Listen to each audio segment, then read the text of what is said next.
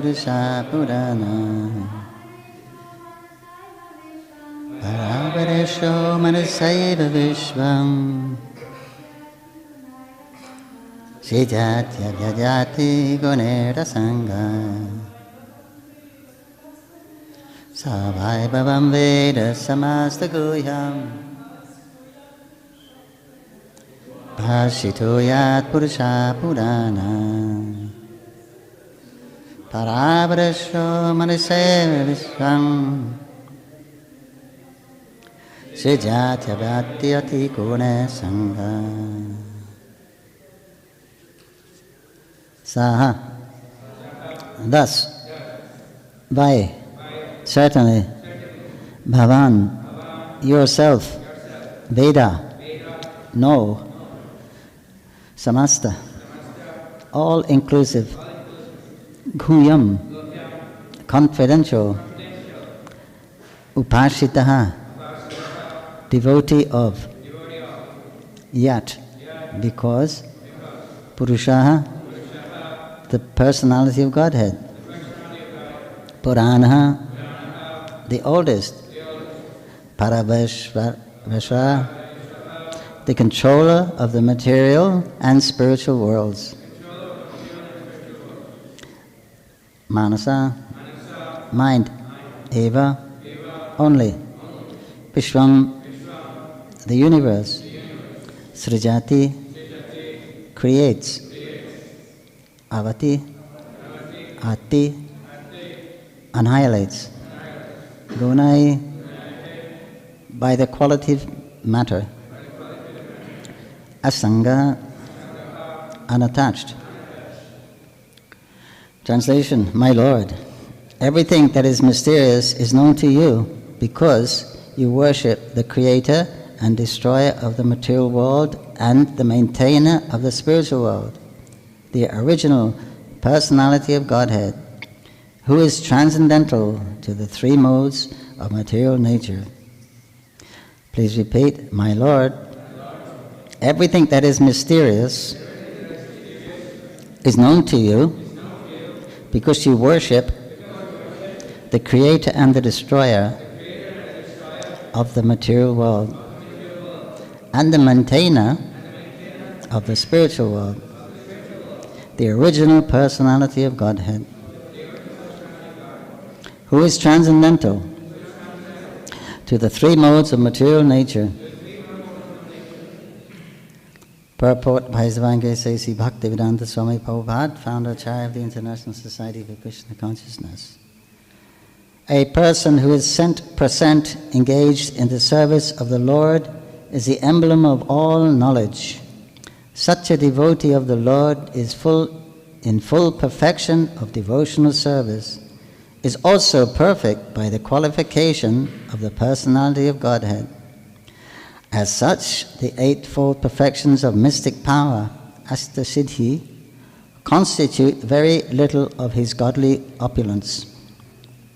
A devotee like Narada can act wonderfully by his spiritual perfection, which every individual is trying to attain. Srila Narada is a 100% perfect living being, although not equal to the personality of Godhead. End of purport. Om Agyanan Taranandasya Gyanan Kanan Salakaya Chakshuramitam Tasmai Sri Gurave Namaha. Namo Vishnu Padaya Krishna Prishtaya Bhutare Srimati Bhakti Vedanta Swaminiti Namine. Namaste Saraswati Devi Gauravani Pacharine Nevishesha Shandavadi Paschatchate Satharine. Jai Sri Krishna Chaitanya Prabhu Nityananda Shri Advaita Gadadhar Shivash Adi Gaur Bhaktavinda. Hare Krishna, Krishna Krishna, Hare Hare, Hare Rama, Rama Rama, Hare Hare. Translation again, my Lord, everything that is mysterious is known to you because you worship the Creator and Destroyer of the material world and the Maintainer of the spiritual world, the original personality of Godhead, who is transcendental to the three modes of material nature. This is Vyasadeva speaking to his spiritual master, Sri Narada Muni. So he's calling him my Lord, because Narada is so powerful. Sometimes he's called Bhagavan. But he's never equal to, no one is equal to the personality of Godhead. But because they possess such great qualities, they're sometimes addressed as Bhagavan. Bhagavan means one who has all the qualities. So this Supreme Bhagavan has all those qualities in full: strength, knowledge, wealth, beauty, renunciation, knowledge, wisdom. So if you have them in, the one who has all of them in full, that's the Supreme Bhagavan. Otherwise everyone is a little Bhagavan, right? We all little Bhagavans. 1/10,000th part of the tip of the hair, not much of Bhagavan, but something. At least we're connected. So he's glorifying Narada, that you know everything, you know all the mysteries of life, because life is very mysterious, right? Everything is very mysterious in the world. Nobody knows what life is, right? Great mystery. Unlocking the mysteries of the universe, right? You read all these programs, and what is everyone looking for answers to the age-old question. So it's very mystical. Everything is mystical. Prabhupada said you eat food and it transforms into blood. It's mystical. Nobody knows how that works. It's mystical. So everything's mystical. So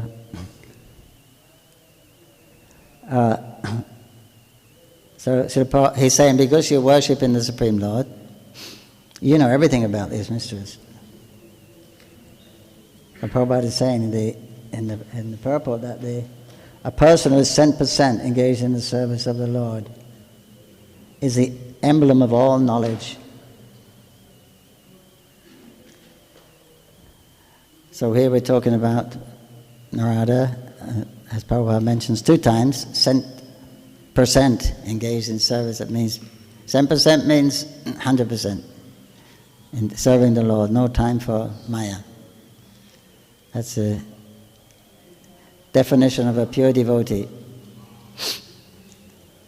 Serving the Lord in a favorable way, with no external or ulterior motivation or personal motivation. That's the definition of pure unalloyed devotional service.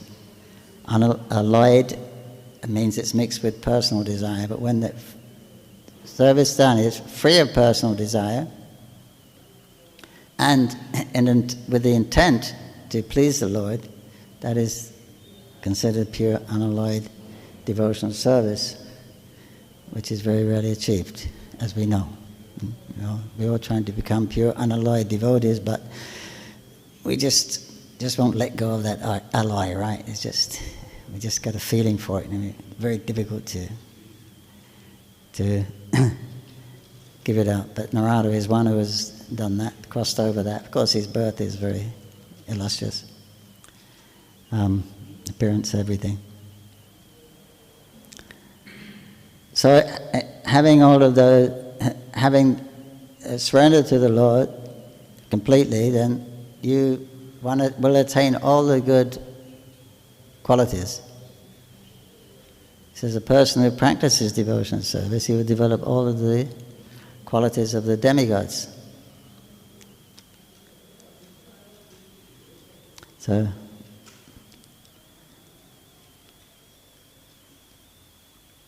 and Srila Prabhupada mentions here about as such, the eightfold mystic perfection, the mystic power,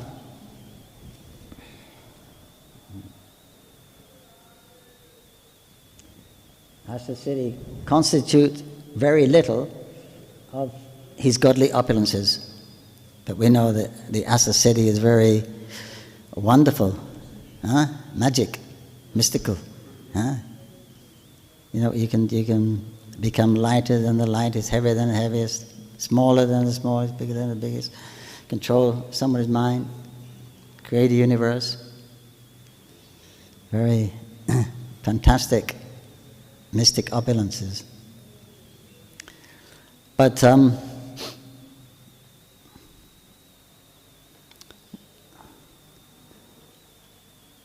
compared to the opulences of his other godly qualities, they weren't very significant. It was surprising. If we had Asta City, if you had Asta City, how would you use it? Would you use it? Huh? How would you use it? If you had, was it Lagima? Lagima is light. Light, you can become lighter than the lightest. How would you use it? Huh? Don't be ashamed. Pretend you're a materialist. Pretend you're not a pure devotee.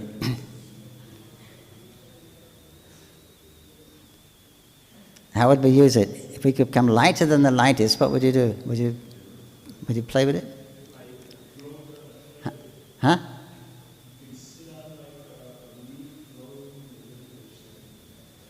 You can walk on the water. Huh? Fly in the sky, yeah, fantastic. Huh? Without wings. Fantastic. Huh? You like to fly? I dream sometimes I fly. in technical, maybe I was a bird in my last life. Someone gave me some Mahaprasad, biscuit or cookie. It's such a wonderful feeling. Huh? And you can walk on the water. Save you how much? 2 rupees, is it? Save 2 rupees. And you don't have to wait for the boat. You just go. What about creating a universe? Nice? You already got one here. Why do you want to create another one?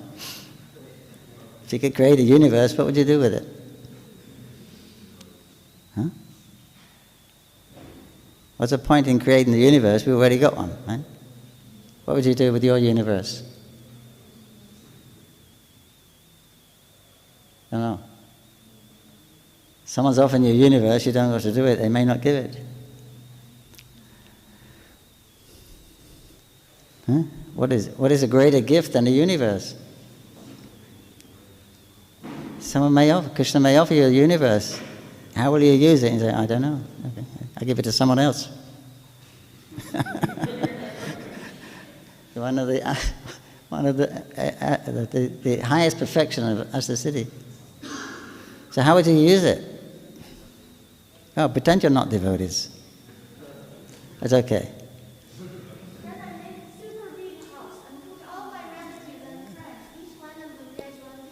Happy, right? Okay, you can take it.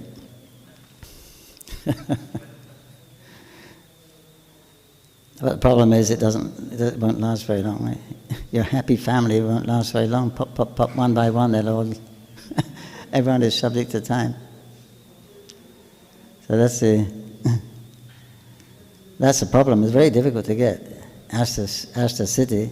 You've got to perfect your Astanga Yoga, which actually, that was in Kali Yuga. Sati Yuga. They used to practice the yoga system, perfecting meditation. But you can't do it in Kali Yuga practically.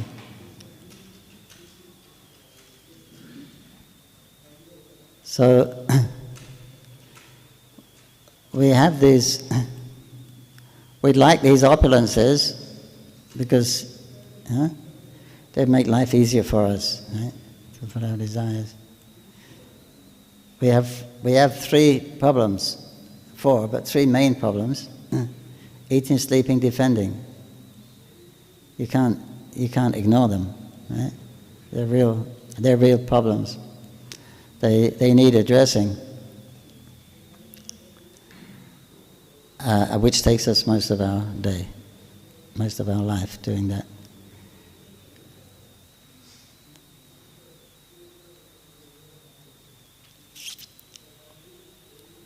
So then these cities will be very attractive because they would resolve that problem. Right?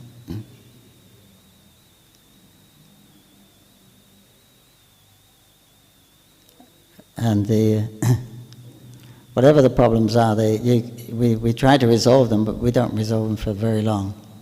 You resolve the eating problem for 8 hours or 12 hours, then it comes back again automatically. And the sleeping problem comes back every 8 hours, 12 hours, whatever.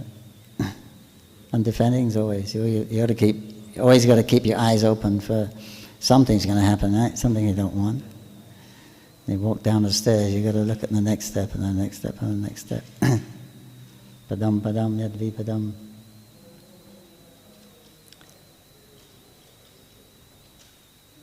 So it's mystical, right? It's mystic how things are going on in the material world. Everything's mystical. And he says, Narada, Vyasa is saying, Narada, you know all these, you know all the mysteries of life. He's self-realized. He's a Trikala Gyan, right? He knows past, present, and future. He knows all these things.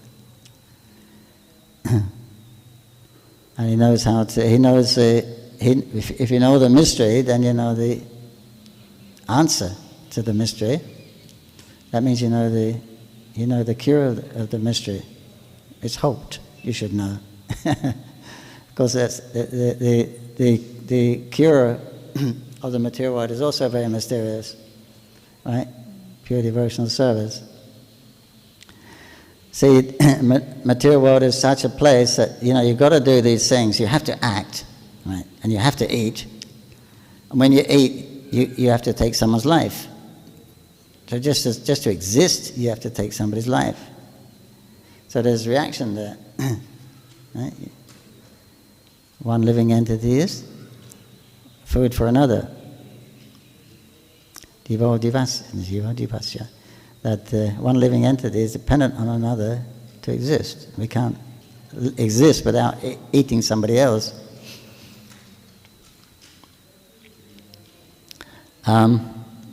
So you can't stop eating and you can't stop acting, right?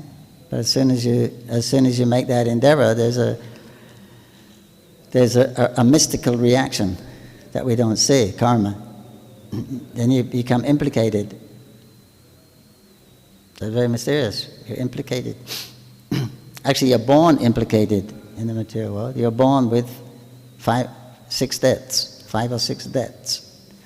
To the parents that have given you the body, to the forefathers that have left you their estate, to the rishis that have given you the perfect knowledge, to the devatas that have given you the light and the rain and the heat, and so you're obliged to pay these. You're obliged to these people. So how can you can't stop acting.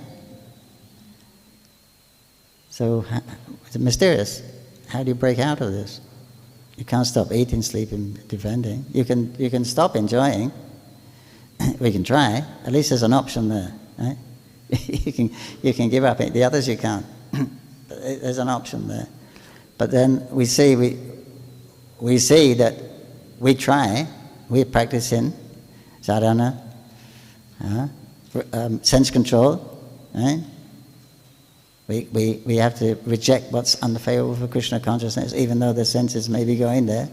We have to reject it. It's difficult, right? Even though it's not necessary, it's difficult to say no to pleasure. That's our experience, right? It's mystical. We don't want to do it. We know better. By intelligence, it's not favorable for Krishna consciousness. But we want to do it. Mystical, magnetic force pulling us there, yeah? That's our experience. Mystic. We could say no. We do say no, but then again, we change our mind quickly sometimes. So mystical. So how do you actually stop these things? So by getting these super opulences, like the Asasiddhi, it was a great relief. It's going to help a lot. I mean, but how difficult is to get? What is it more difficult to do? To give up the desire to enjoy or to get Asta Siddhi? What do you think is most difficult?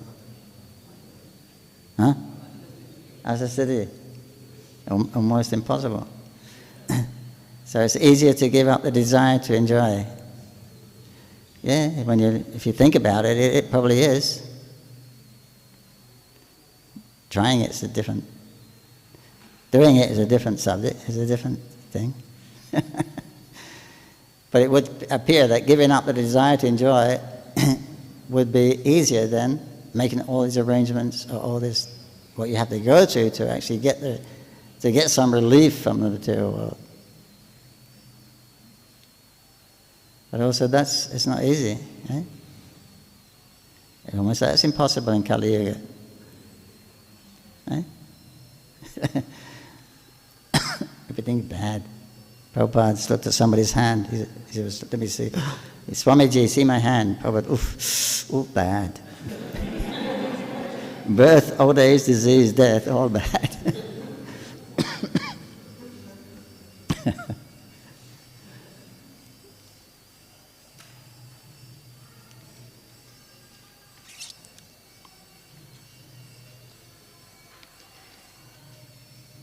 Yeah, so everything is, So what is a way out? What is a hope? What is the solution to this mystery? At least we can appreciate our vulnerability and our conditionedness, our conditioned state. We'd all like to be free, but we can't. The dream is to be free. So here the answer is given by Vyasadeva, because Vyasadeva, as he explained before, he's written all the Vedas. But he says, I'm still not satisfied. Something missing. Something's not right. I don't know what it is. Because Narada said, you've done this, you've done that, you've perfected everything. He said, you're right, Guruji. I've done all this, and I know all these things. I know everything, practically speaking, as regards in the material world, the best way to deal with eating, sleeping, mating, defending, birth, old age, disease, the best way. I know it, I admit that. But still, there seems to be something else. So that satisfaction is not there. Because he's given the best way, in the Vedas they're given the best way, within the Varnashram system. If you practice that lifestyle, that's as good as it gets. That's as good as life gets. As well you practice, that's as good as it gets. It can't, because the Dharma, Artha is coming from the Dharma, the facility is coming from the Dharma. And all those good qualities, which are part of the facility, the Artha, you get free from Rajagun, Tamagun. It's a much easier life. You follow that. So that's it. He's done that, but still, I've done my best. It's not good enough. I can't think of anything more, but I'm not satisfied. I'm doing everything. I'm practicing everything really well, but still, there's something else. Problem. So, but he said, Narada, you're not like me. You're a free man. You're almost like the Lord Himself, because you've taken on your life is 100% engaged in the service of the Lord. So then it becomes just like the Lord. All those saintly qualities. I mean, I don't know if he has a material body or not, but it's called transcendental spaceman. Yeah, he can move about wherever he wants in the universe. He is. So what his body is made of, I don't exactly know. It's a physical. I think there's a story I heard with, I think it was Kamsa Kamsa was boasting, and Narada said, what power do you have? You can't do anything to me. You can't. He said, he got raped. So he said, Narada said, try. He took out his sword. He said, go ahead. Whoosh. The sword went right through him. He said, he said, do it again. Whoosh. He's still there. What happened? How do you do that? How do you do that? So what his body's made of, I don't know. It's a visible body. So he has these, he just appears in any part of the universe. He appears in the planets with the demons. He appears in the devas at free will. And everyone likes him because they know he's not interested in he doesn't have any material goals. So he doesn't pose any threat to anyone. Although he's more powerful than demigods, they don't feel threatened by him because they know that he's not going to take over the control. And the demons, they don't feel threatened by him because... So that's his position of desirelessness. That he's not looking to gain anything in the material world. We're looking to gain in the material world, right? We're looking for something we have a need to fulfill in life, right? Why are we here now? Why are we in Mayapur? Why are we chanting Hare Krishna? We feel it's a need. We feel there's a lacking in our life, so we feel that need. So that's always there. That's a mystery. There's a lacking, but you can't actually fulfill it. For a little while you may satisfy the senses, but then again it comes back. So that's the mystery of the material world. So how do you overcome this? You can become indifferent to to that desire to enjoy. Because as soon as the material energy is such, the mystical potency is, as soon as you engage the material energy, there's a reaction. Right? As soon as you, what's it called? Displacement of energy, the scientists call it. As soon as you make a movement, then you've displaced all that energy. There's a reaction, something like that. And then it like comes back to you eventually. That's the law of nature. But we don't see that, how it works. So it's very binding, implicating. But if that's because we're dealing with the material energy, addressing the material energy, and working towards a better situation in the material energy. Maya. Krishna says it's dukkalaya, but we're looking to make it for a nice place, to fill that need of happiness. But it's not to be found in the material world, because the material energy is constantly changing, and we're consistent. The soul is consistent. Of course, the body's changing, but we're not the body. That's the problem. The main problem coming from the false ego, identifying with the body as a self and identifying as part of this material world. Then that's the trouble. That's the cause of all the trouble. So that identification should be given up. Then if you're not interacting with the material energy for your own benefit, then you don't get that reaction. It's a mystery. The pure devotees do that.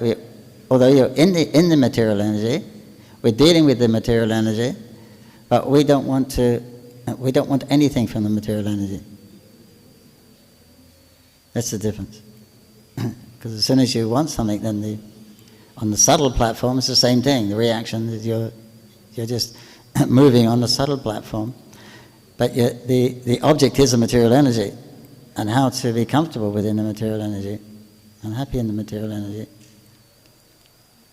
So that's then you're implicated again.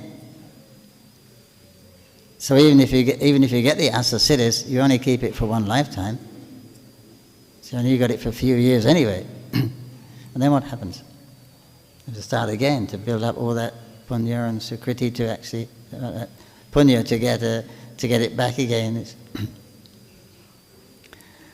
Might as well go to another kind of sadhana and go to Siddhaloka. Everyone on the planet has it. It's normal. It's normal. But you can't stay there either. So wherever you go, you can't stay. Even the places where they're disinterested in dealing with I suppose Jnana-loka, they're still a little bit attached to the identifying with the material energy, because their goal is to become free from it, so they're working with it. But then in Tapaloka and Brahmaloka, you're finished kind of with the material world. But still, you've got to wait. You've got to wait till your body is finished, or the time is up before you can actually get the actual goal.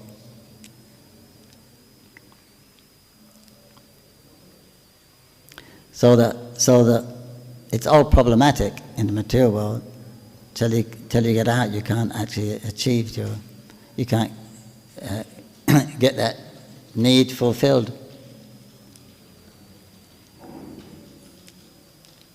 So this is Vyasadev's lamentation. I've done it. I'm doing everything properly. Still there's something missing. I am not satisfied. Just like when Lord Chaitanya was in Banaras and preaching with the Mayavadis, so he showed some mystic power in the form of light, so that attracted them. And in his discussion with Prakashananda Saraswati, he said, many of us here are self-realized. He was the leader of the Mayavadis, big sadhu. Many of us, we are self-realized. But even though we're self-realized, it means we realize we're not the body. They're realizing they're part of their Brahman. Although we've got that, there's some satisfaction there, but still there still seems to be something else. There's still not a complete fulfillment there. But there is nothing else. According to our philosophy, there's nothing else. Once you get the Brahman, that's it. There's nothing beyond that. But now you've explained this relationship with Krishna, spiritual personality, spiritual form. Now you've explained it, it fits, it makes sense. That there was something which wasn't complete. Although we couldn't talk about it because there's no description in our philosophy. It finishes there. When you're above the modes of nature, the philosophy finishes. What do you do when you're liberated? It doesn't discuss that. And so that's it's one kind of liberation. But still, they felt like that. There's still something more. They didn't feel really complete. So Vyasadeva is in a similar platform. So when you do everything for the Lord, you can you get those godly qualities, mystic powers. In Tapaloka, where are the Kumaras? Sometimes they're in Mahaloka. No, they're in the Tapaloka, Jnana, Tapaloka somewhere. Gokumar goes there. So they're just absorbed in meditation on the Lord. Maybe again. They're so absorbed in that meditation because the atmosphere is so fine there. It's much better than here. As high you go, that everything's much finer. They're so absorbed in the Lord, they practically become Him. I mean, their form comes like that of the Lord Istadeva that they're meditating on. Their form transforms into that. That's so fine up there. Not for long. When they the meditation, and it goes away again. But Gopakumar was saying that the forms are actually changing. They could concentrate so much. They actually became like that, and there was a bodily trance because the body's very fine there, very fine. It's like the very subtle. So it's like Brahmaloka is like mind, not earth, water, fire, air, etc. It's very subtle. Therefore, you can do so many practically unlimited what you could do there. There's no restriction. But here's so much restriction. Earth, water, fire, air, they're big restrictions, right? But they weren't there. How much freedom it had. So the planet is made like that. So so then having the godly qualities that he's godly opulence that Vyasadeva is talking about, that Narada has, he's actually free from hankering and lamenting about the material world. He's got something better.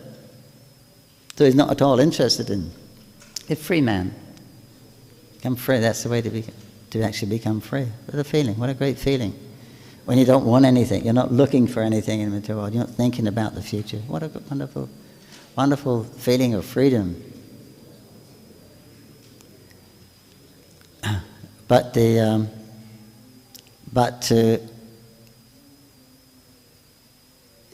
actually overcome this desire to fill our needs, the needs actually have to be met. So therefore, suggested that the only alternative is to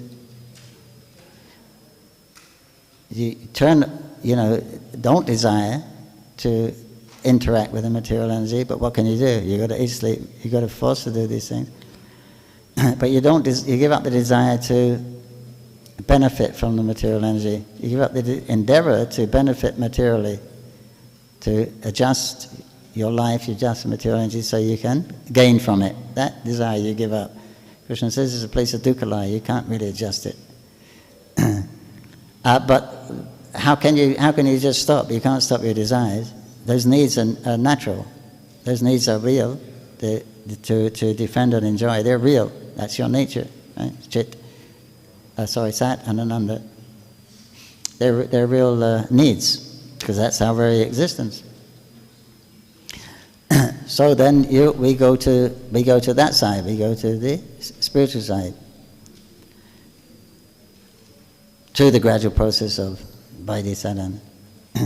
And then if we're sincere, then the Lord will actually bless us with to experience the mysteries of the spiritual entity called bhakti. And then then that's so nice. It's a wonderful feeling of freedom. You're taking shelter at Krishna's feet, and you feel perfectly safe and happy. You feel an ecstasy because you're actually in contact with the Lord's internal energy. So therefore, then the happiness of the material world becomes like the water contained in the hoofprint of a calf, compared with the happiness of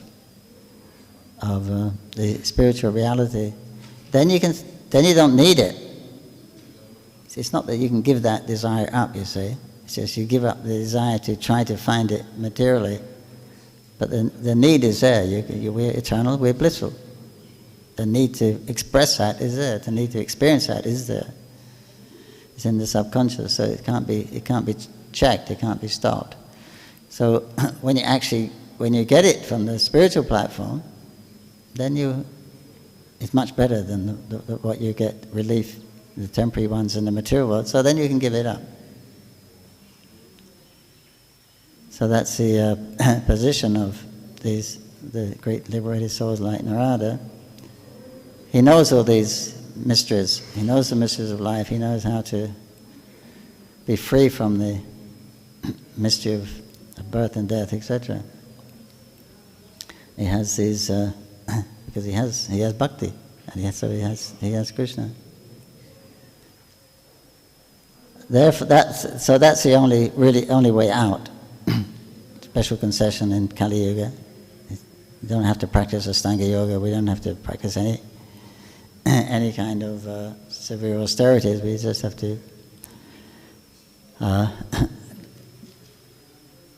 don't be diverted into thinking that there's some security and happiness in material life in the body, because the body is temporary, destined to be food for someone, for the fire, for the birds or the worms. And use that time, which is most of our time, which we spent on these things, use that time to contact Krishna, contact the spiritual and internal energy by hearing, remembering, chanting, and the other different processes. And and then you don't need that. You're actually fulfilled. Only when you're actually fulfilled, you can say Nadanam, Najanam, Nasundaram. We say it, but we don't mean it. We're still attracted, right? I don't want wealth, health, beautiful women, beautiful enjoyment. We chant it, but we don't. When the opportunity is there, it's a different story, isn't it? Hey, come. But when you have it, when you have the Lord's causes, you have His devotional service, and you're experiencing it, then why would you want Dhanam, Janam, Sundaram? Why would you want anything in the material world? So, the Prabhupada says this, the Ashta Siddhi, compared with the spiritual happiness, he has the Ashta Siddhi. That's just one of the part of it. You've got everything. It has the eightfold mystic perfections of mystic power constitute very little of his godly opulence. That's very insignificant that he has the cities. If someone had it in this world today, they'd be practically like God. But it constitutes very little of his actual godly qualities.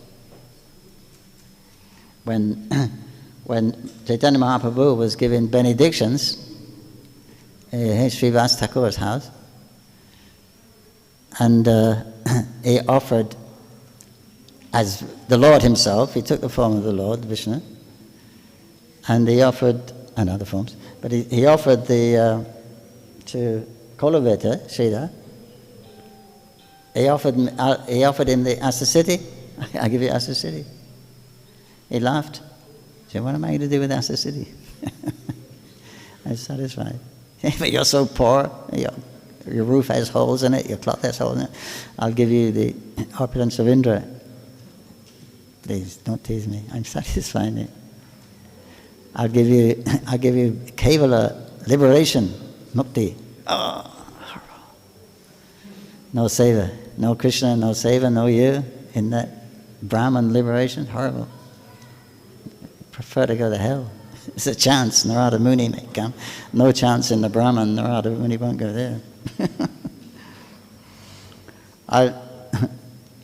I call a Vaikuntha plane you can get on and go back to Godhead. Leela, don't tease me. What do you want? You have to have something. I give him benediction. And if I have to have something, let it be. Since used to come to my place every day where I'm selling vegetables, tease me, harass me, make me cry. I used to try and chase you, catch you every day for hours. I guess you must be getting some pleasure from that, otherwise why would you do it? So, in any birth, when you incarnate, let me come and let me serve you in this particular way also.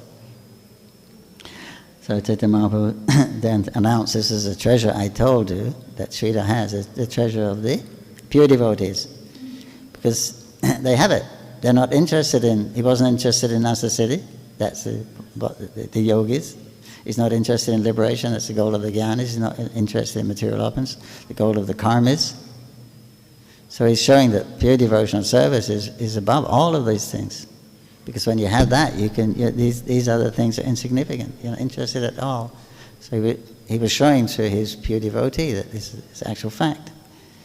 He was God. He was offering all these things. He could have done it right then.